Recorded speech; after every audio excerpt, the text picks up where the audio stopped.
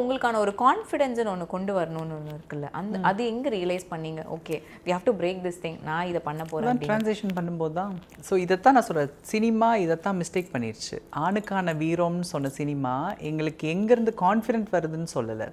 நாங்கள் ட்ரான்ஸிஷன் பண்ணும்போது இப்போ நான் ரோட்டில் நடக்கணும், எல்லாருமே சிரிப்பா என்னை பார்த்து, ஆனால் நான் நடந்து போகணும். நான் வீட்டில் ஒளிஞ்சிருக்க முடியாது, கதவு மூடிட்டு. இப்போ டிப்ரெஷனாக எல்லாரும் கதவு மூடிட்டு உட்காந்து அந்த இது நான் பண்ண முடியாது. என்னோட அன்றாட தேவைக்கு நான் வெளியில் போகணும். அப்போ என்ன நடக்குன்னா, நீ என்ன வேணாலும் சரிடா நான் வருவேன் அப்படின்னு நாங்கள் அங்கேயே அந்த கான்ஃபிடென்ட் எடுத்துட்டோம். இப்போ கடை கேட்குற திருநங்கையாக இருந்தால் அவள் போய் கை தட்டி ஒவ்வொருத்தங்களையும் நிறுத்தணும். இப்போ நானாவது ஓடிடலாம், கடன்னு ஓடிடலாம். அவள் அப்படி இல்லை, ஒவ்வொருத்தனையும் நிறுத்தி காசு கொடுன்னு கேட்கணும். அப்போ அவள் அங்கேயே அவள் கான்ஃபிடென்ட் வளர்த்துருவா. இதே ஒரு பாலியல் தொழிலுக்கு தள்ளப்பட்ட திருநங்கையாக இருந்தால் அவள் வந்து வாடிக்கையாளரை கூப்பிடணும்.